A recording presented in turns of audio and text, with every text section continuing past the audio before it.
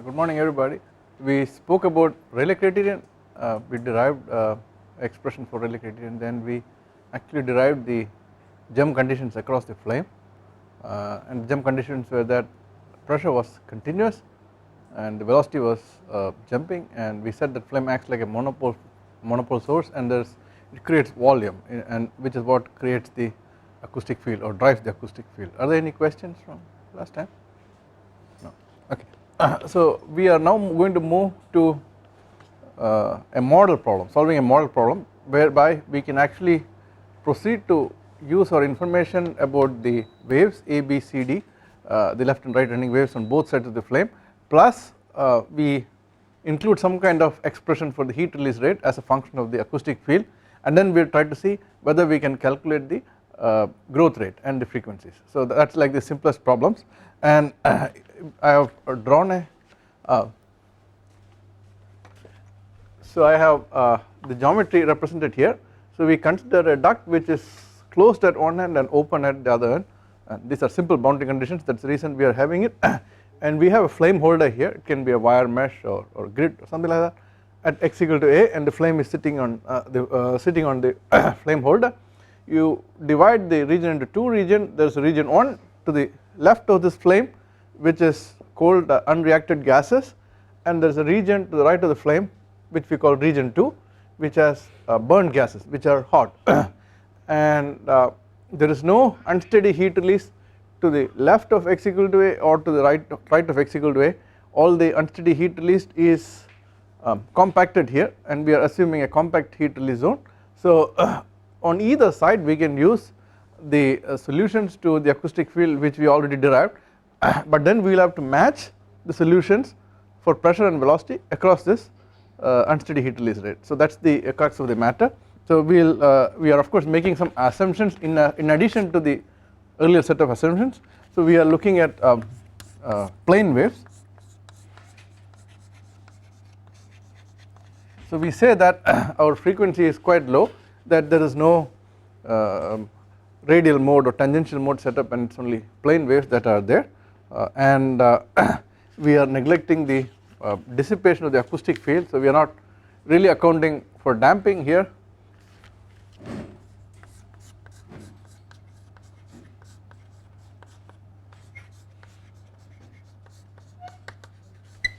and we also neglect the mean flow. So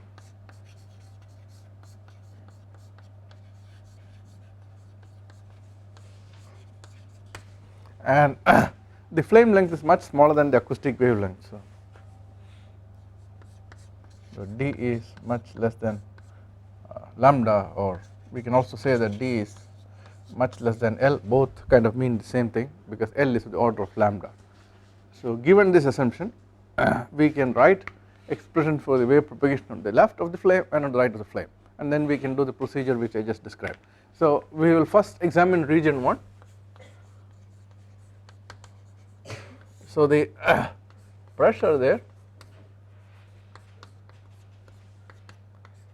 e power ik x minus c plus omega t plus b e power minus ik into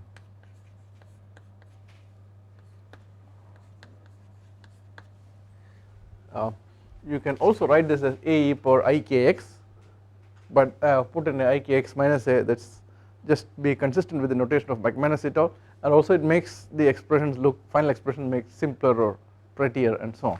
Otherwise you do not, I mean you can choose your x equal to 0 anywhere, but here we are choosing x equal to 0 at the left end. If you choose it as the flame, then you have some other expression, so you can choose whatever you want. Any reference is okay.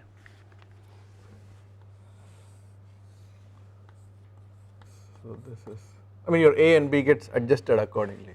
So this is the left running wave, and this would be the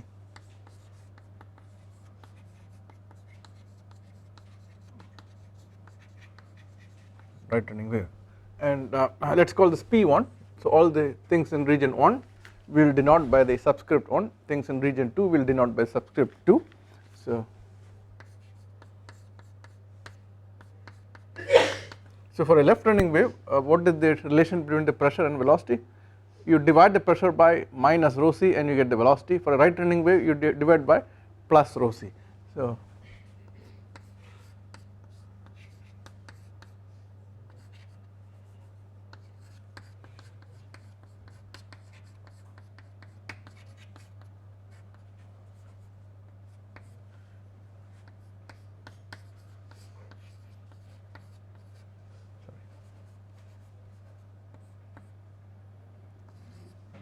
and I should say K1 to be precise to represent region 1.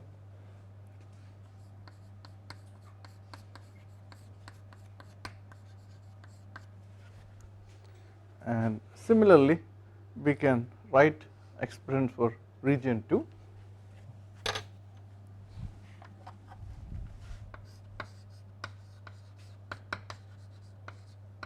So you will say P prime of x comma t equal to c e power ik2 x minus a plus I omega t plus d e power minus k2 into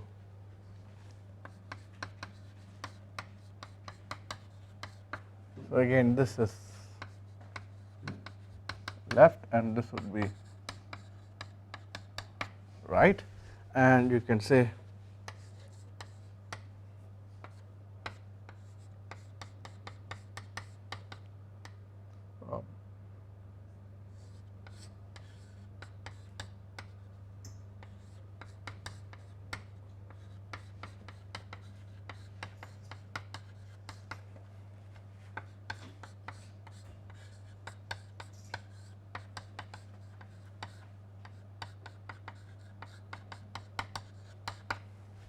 I presume this is okay so far, and we can say that or omega equal to k over c. Omega is the angular frequency, which is 2 pi times f, and k is like the wave number, which is omega over c.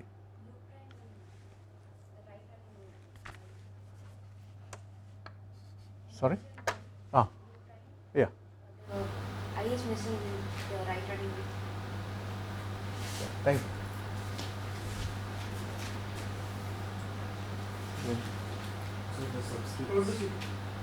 Ah.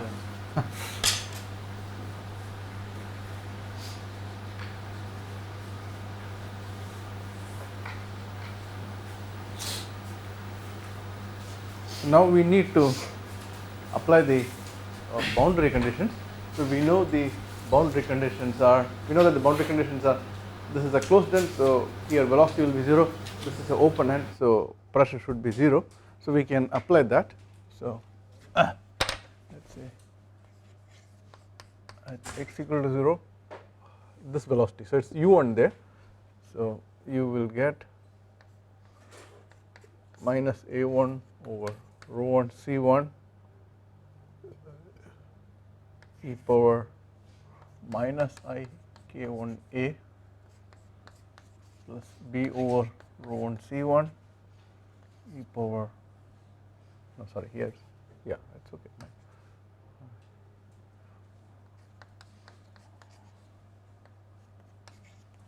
Or I can say a1 e power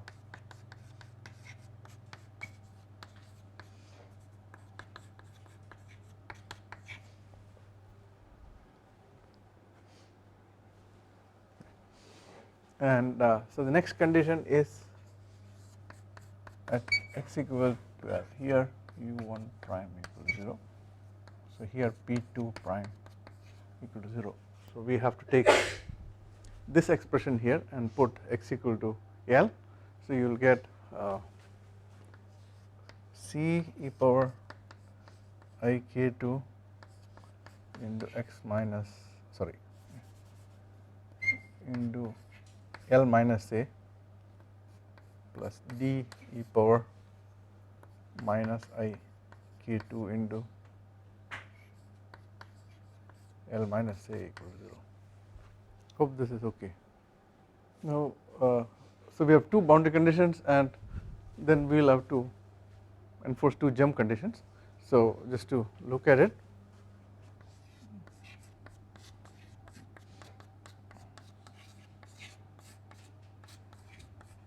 so if you integrate this over the distance volume or distance whichever way and say limit delta V tend to 0 dV, of course you can rewrite this as a one dimensional integral, and then you will get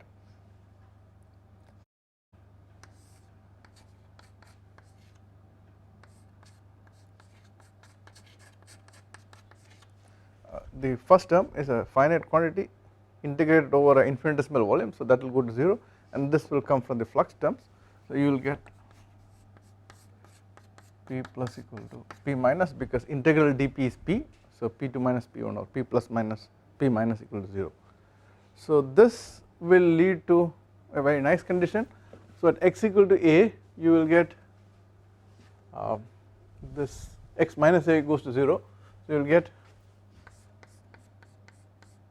a plus b equal to c plus d,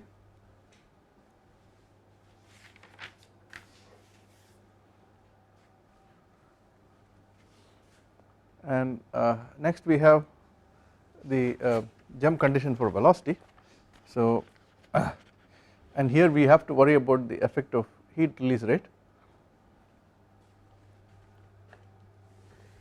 So if you do that, we will say limit delta x tend to 0 integral delta x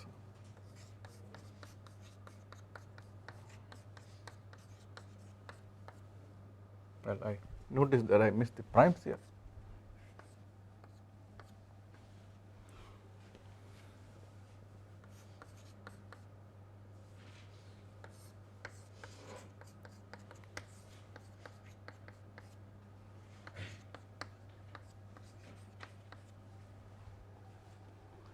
So when you take the limit of delta x tend to 0,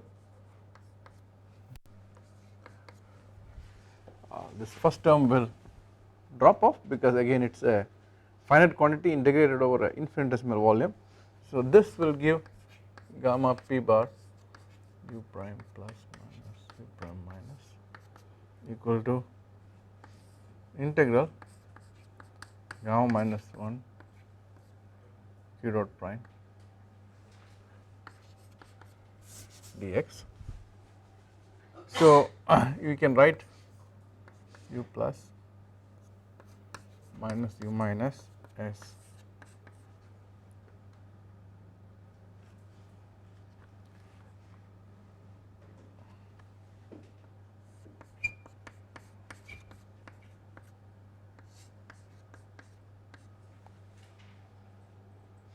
we will multiply top and bottom by rho 1, and this should give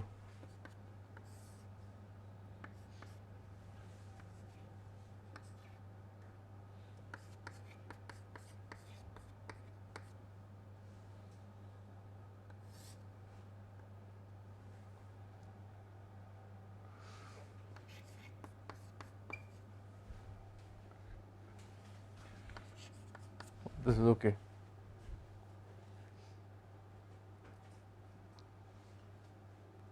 Let me put a tilde over here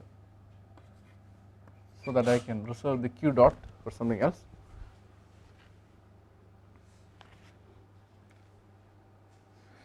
So this integral q dot prime tilde dx, I will call it q dot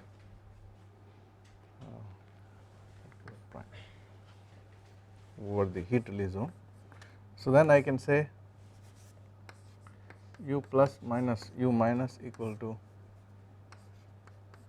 gamma minus 1 q dot prime over rho 1 c1 square. Okay, I hope this is peaceful. Any questions? So here we are neglecting damping. Yeah. But actually in gallic area there will be damping. Yeah, so we can include damping. Then you will have to have some kind of admittance condition here and admittance condition here, and you will have to write a modified solution which has damping built into it and so on. So I just wanted to, so I'm not claiming to be close to reality or something, we're just working out a model problem. So in this case always there will be instability because there is No. So there are the end result to, let's fast forward and look at the end result. The end result will be that under some time delays the flame will actually drive, under some delays flame will damp. But the region of instability will be more if there is no damp.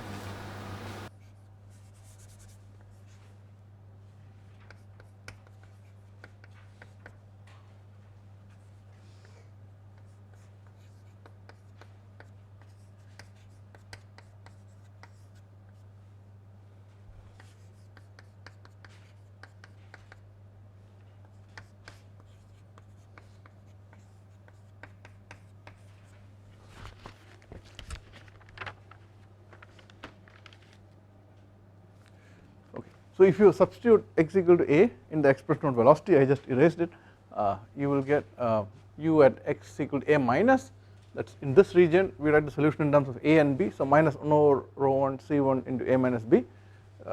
Just to the right of this flame we will have minus 1 over rho 2 c2 into c minus d.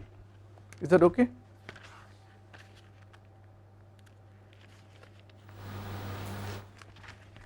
So we have to take the jump in velocity, so u plus minus u minus, this would be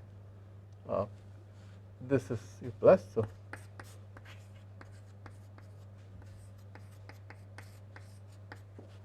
minus minus is plus,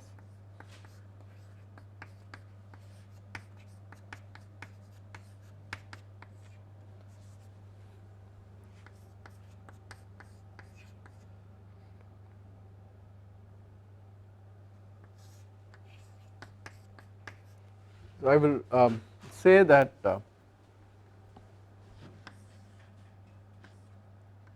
q dot prime equal to q e power I omega t. We are in the harmonic domain, and so we just put that in, and so let us define a new symbol zeta which is equal to rho 1 c1 over rho 2 c2. Then I can say a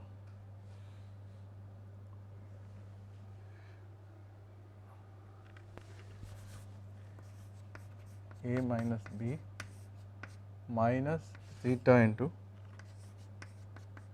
c minus d equal to gamma minus 1 q over c1.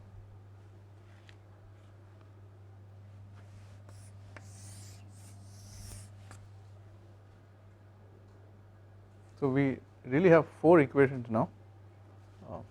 We have, this is the equation number 1, this is equation number 2, this is equation number 3, and this is equation number 4. How many unknowns are there? What are the unknowns? Huh? We know q dot, or we have a relation for q dot in terms of a, b, c, d, let us say, we will come to that.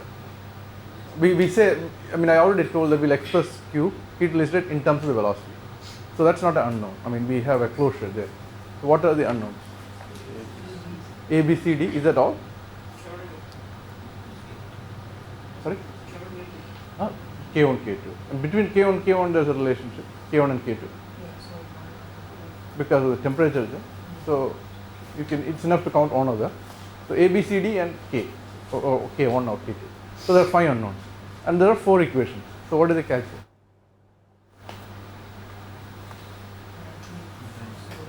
Huh?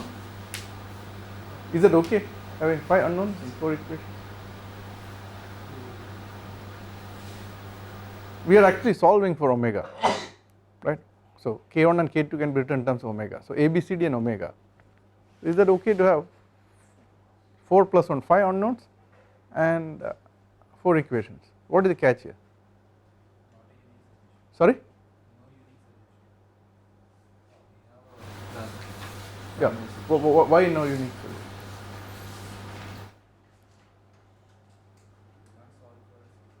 We can't solve for the No, we can solve for them. What kind of theory are we using? What kind of equations are we using? That means for a particular omega, No, we don't know omega, so we have to solve for omega. I think there's a very important message which we discussed when we looked at one problem, when we were looking at some admittance on one end and we converted that to growth rate. There we discussed this. I just want you to go back and think. What theory is it? What kind of theory is this? I mean, what kind of equations are we solving? Non-linear equations, linear equations, linear equations. In linear theory, can we predict amplitude?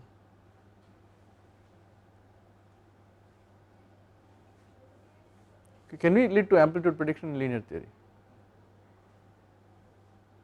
Like if sin kx is a solution, will 2 sin kx, will it also be a solution?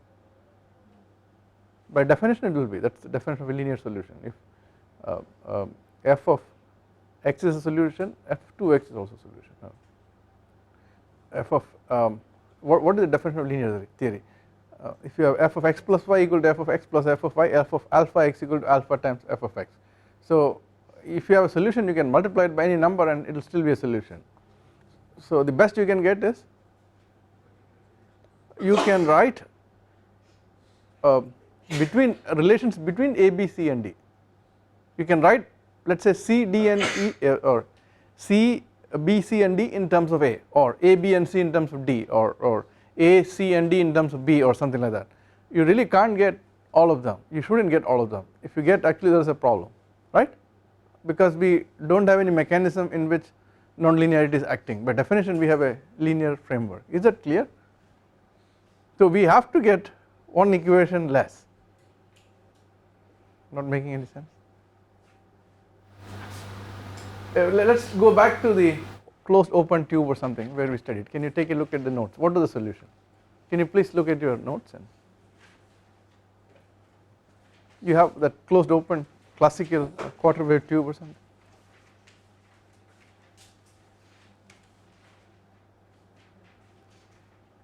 You got cos kx or something like that as a solution, right?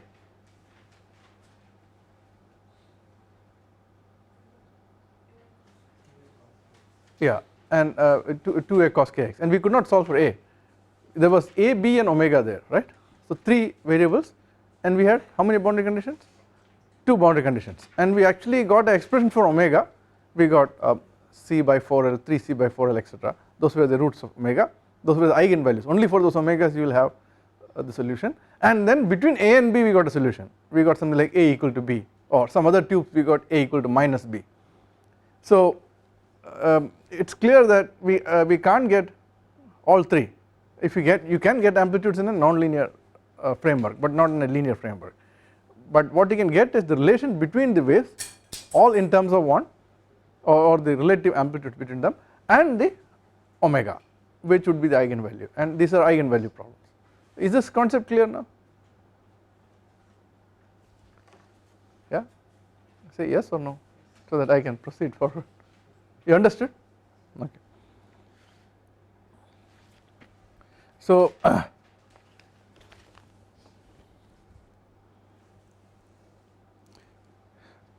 so the catch here is to proceed. We still have a block, that is we do not know heat release rate, and we have to have a function for q prime, right? That is what you guys said right at the beginning. That is absolutely perfect, and determining the functional form of q prime as a function of a, b, c, d, which is q prime depends on the acoustic field. Let us say the fluctuating heat release depends on the fluctuating acoustic field. That is a reasonable assumption to make. I think it is probably the truth. So the acoustic field is expressed in terms of a, b, c and d. So we have to write q prime in terms of a, b, c and d, and there is a really complex relationship, and it is really not easy to determine the functional form or anything of that sort. And furthermore, we may not be able to model the heat release rate as a function of acoustic variables alone. In reality, any combustor will have flame holding effects, and there will be flow. For example, even if you have the flame stabilized on a burner, you would have the fact that the flame stabilizing means the burner is holding the flame, that means the flow at the tip of the flame is playing a role, flow and heat transfer is playing a role in holding the flame there, and so on, because there is a little recirculation region where the flame holds onto and so on. So in reality all that is very complicated to model, and and you really have a 2-scale problem as I mentioned here, where over this scale the acoustic variables act and over this scale hydrodynamics acts, and you have to really separate out the scales and write one set of equations as we have done for the acoustics, but another set of equations for the hydrodynamics.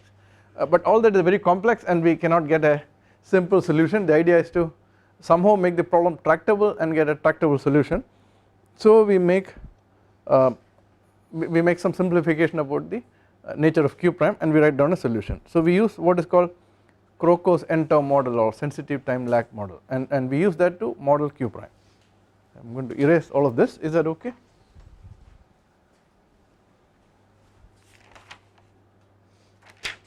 I hope you have written down the equations 1, 2, 3, 4.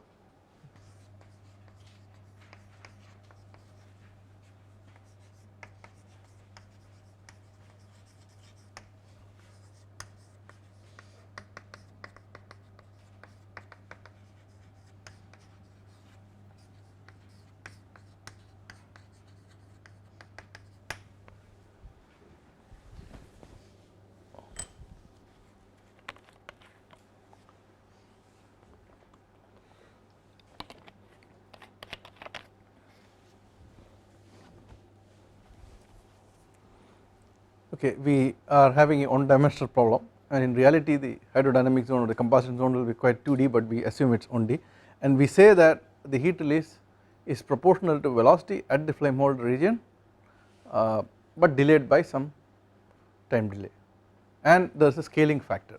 So the scaling factor here is this n and the delay is tau. Okay, so that is the whole idea. So we will take this term gamma minus 1 q over c1 and we will model it with this hypothesis. So the way it is written is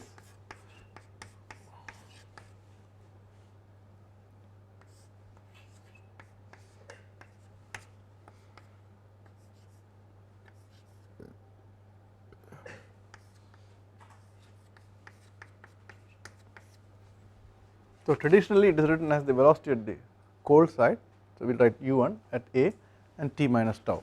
So t minus tau is a time, but it is not the actual time at the time, but it is a delayed time, and n is a non-dimensional constant.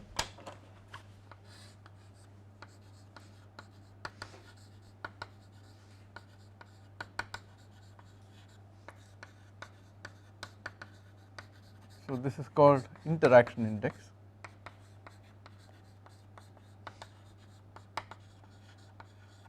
And this is the delay tau.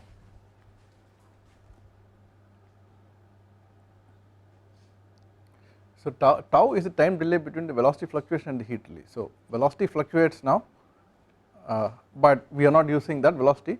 The heat release depends on the velocity fluctuation at some time earlier. That is because these fluctuations will, any process has a delay. For example, if you are injecting droplets there, so it's some velocity perturbation acted and then that increased the evaporation rate and then it burned. So all these things take some time to happen, so there is a time delay after which you are having the heat release occurring. So if you are having a velocity fluctuation over a heated cylinder, so it takes a certain time for the distribution velocity fluctuations to be felt by the cylinder because the delay at the boundary layer, and after that delay the heat will be released. So it is like if you are writing exam today, you should have studied yesterday or something like that.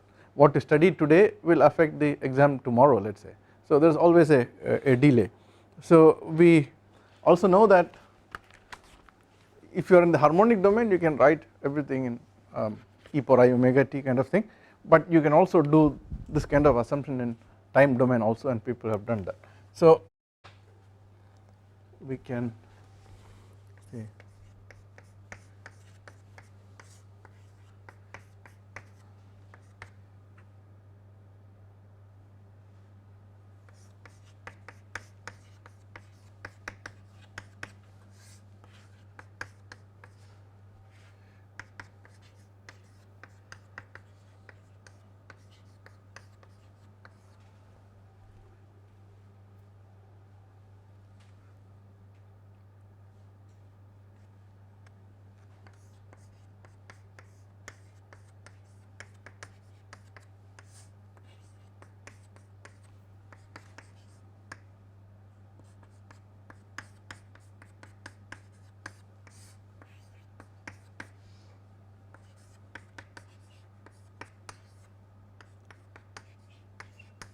So this is e power I omega t minus tau,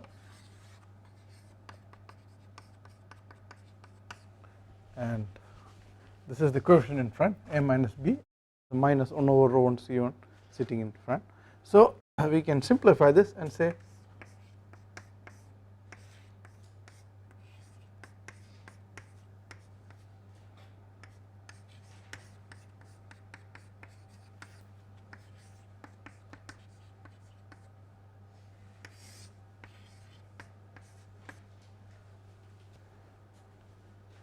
we can use this expression for, is this okay? We can use this expression for Q right here. Okay.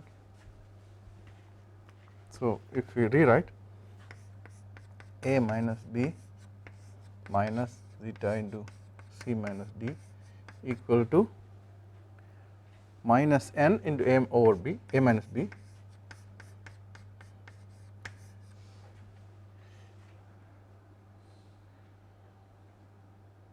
everything else goes and you will get,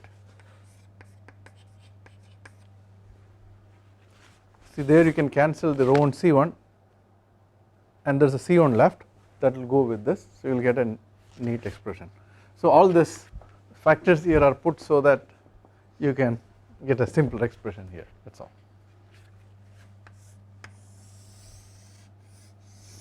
So this would be the new equation 4.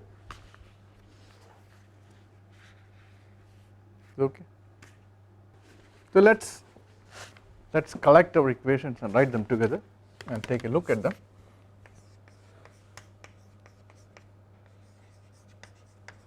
So a e power minus I k1a minus b e power plus I k1a equal to 0. This was our equation 1. C e power I k2 into L minus a.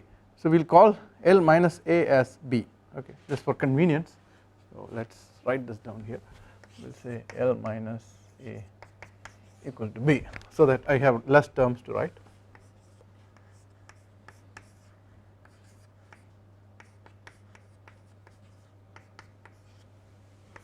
And then I had a plus b equal to c plus d, so I will write this as a plus b minus c minus d equal to 0, and then the last equation is here, a minus b. So I bring these terms over the left side and club it together with this a minus b. So I will get a minus b, I can take it out and I will say 1 plus n e power I omega tau.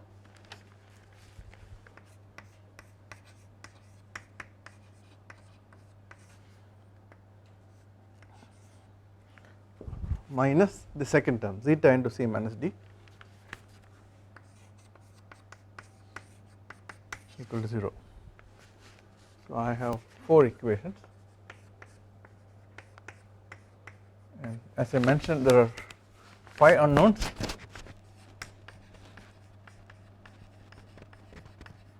We have, they are a, b, c, d and omega. Well, here it is in terms of k1 and k2, but both can be written in terms of omega, and we know c1 and c2. So k1 is omega over c1, k2 is omega over c2. So we can write this in a neat form, e power I k1a minus e power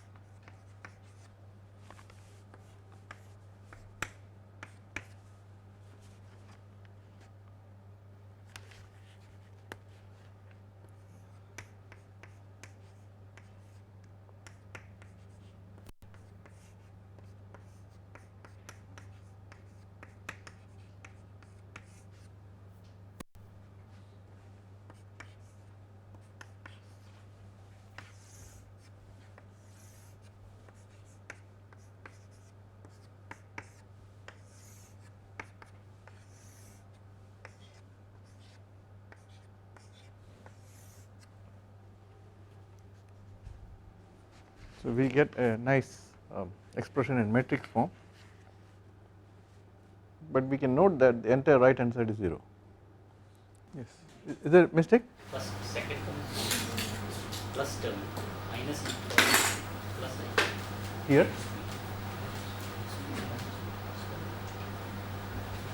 Thank you. Yeah, there's a mistake here, so there's plus sign here.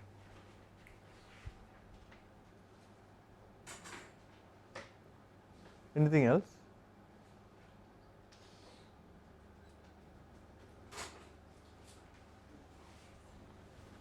Check.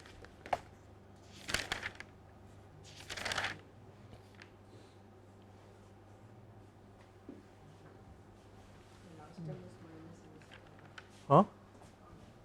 Sorry, this thing should have the reverse, because one is e power minus ik and the other one is L minus a comes here, 0 minus a, so L minus a is b, 0 minus a is minus a. So is that okay?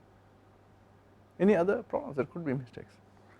Okay, so we have a matrix, let us say L times your variables.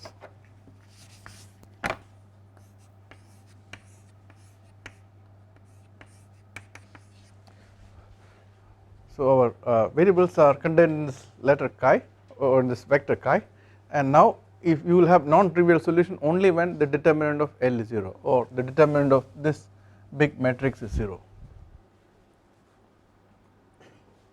So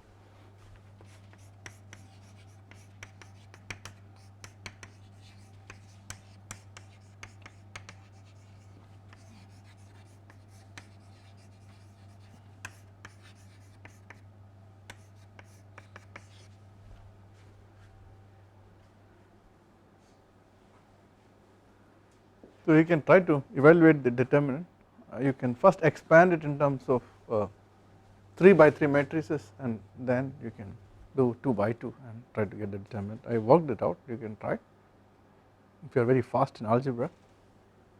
I think, so I will just write the first step and then I will leave it, otherwise it is too boring. In case you missed, B is actually L minus A. We are writing that for convenience. So if you expand this, you will get e power minus ik1a times 0 e power ik2b e power minus ik2b 1 minus 1 minus 1 and minus 1 plus n e power I omega tau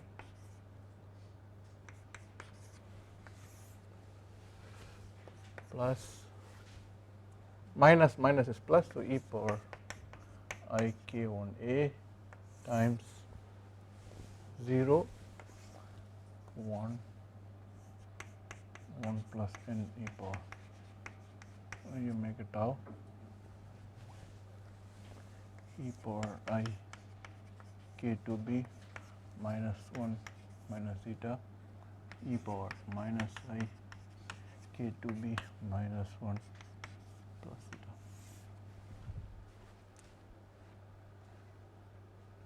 So now you can write this as e power minus I k1a times the first one doesn't contribute times minus e power I k2b into minus minus minus, so that's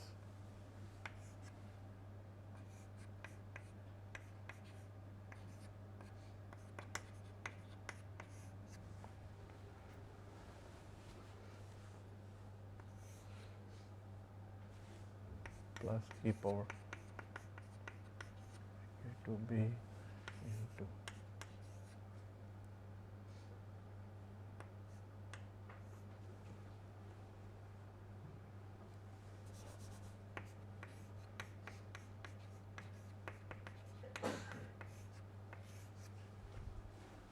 check if this is what I have here. Looks something like this.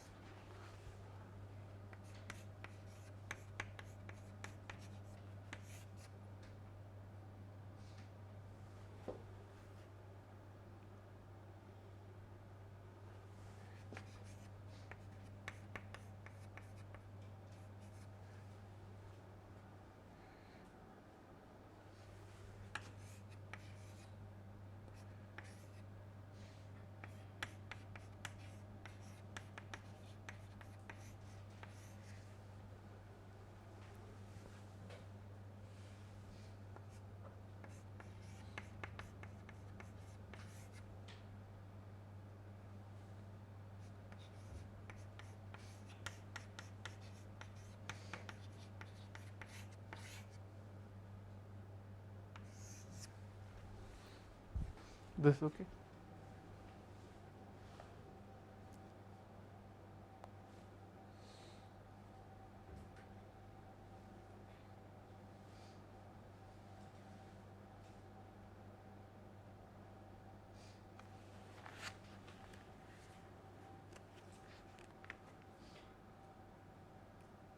So now you can collect these terms.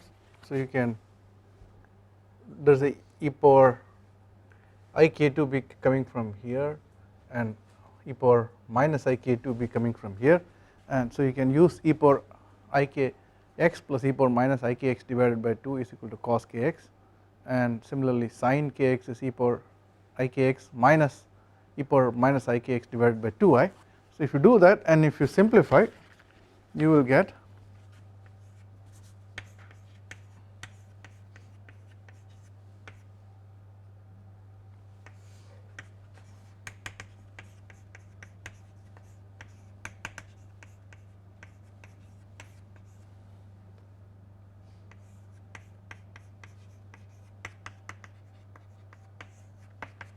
so this is the answer I obtained. You can check this. It should come straightforward. I got it in about 4 lines after this, and I got this expression.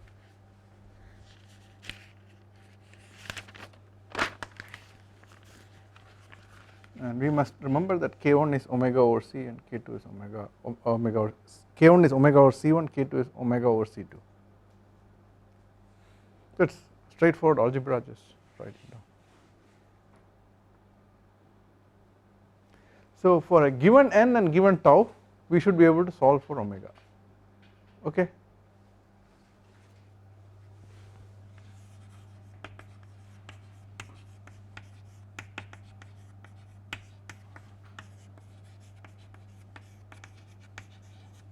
So this is the characteristic equation which we get.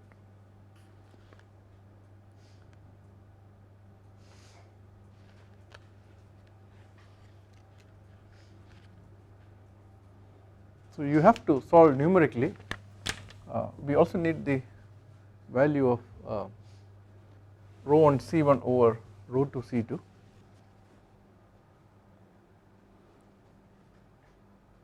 And then you can solve numerically with a computer program. But if you want to do things analytically, which you always desire because we can see things, we can assume A equal to B, C1 equal to C2 equal to C, rho 1 equal to rho 2. Then a lot of things simplify. But we can also get a solution for T2 over T1 is equal to 4. If you think there is a temperature jump, which is in a flame there must be a temperature jump, and 4 is a reasonable value because you are having 300 degrees unreacted and 300 times 4, 1200 in the burnt zone. I think that's a reasonable number, and there also you can actually get an analytical solution. I will not work it out, but you can do it as homework. I will just do this case and to get analytical solution. But I want to emphasize that when you have T2 over T1 is 4, we can surely get a solution. Maybe I can ask this in the exam. So if you do this, you will get, what will you get? And we can also assume that A equal to B. That means that simplifies things further. That A equal to B really means that this flame is at the middle of the duct. Just for simplifying this trigonometric formulas. So cos squared K minus sin squared K into 1 plus n or minus I omega tau equal to 0.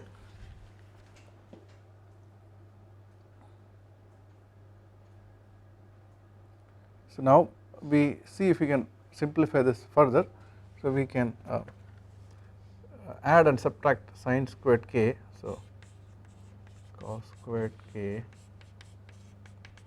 plus sin squared K minus sin squared K minus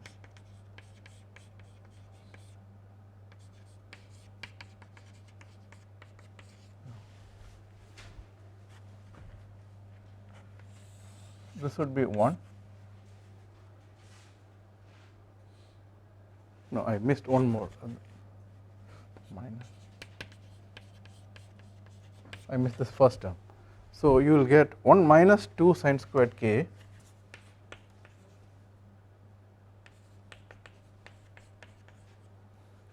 minus sine squared k n e power minus I omega tau equal to 0. I will just take 2 more minutes. If you have a class right after this, you can rush. So this would be, what is this? Cos 2k minus sine squared k n power minus I omega tau equal to 0. So we can write this also in terms of cos 2k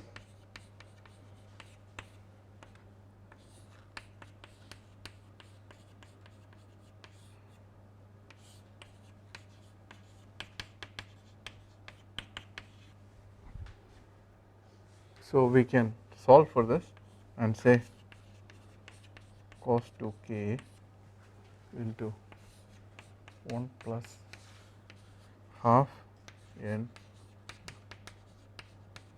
omega tau.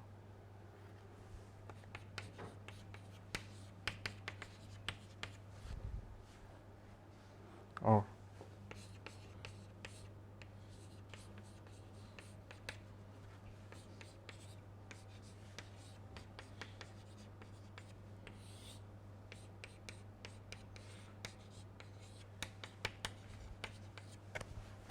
so this is the expression from which we can get the eigenvalues. We will do that in next class.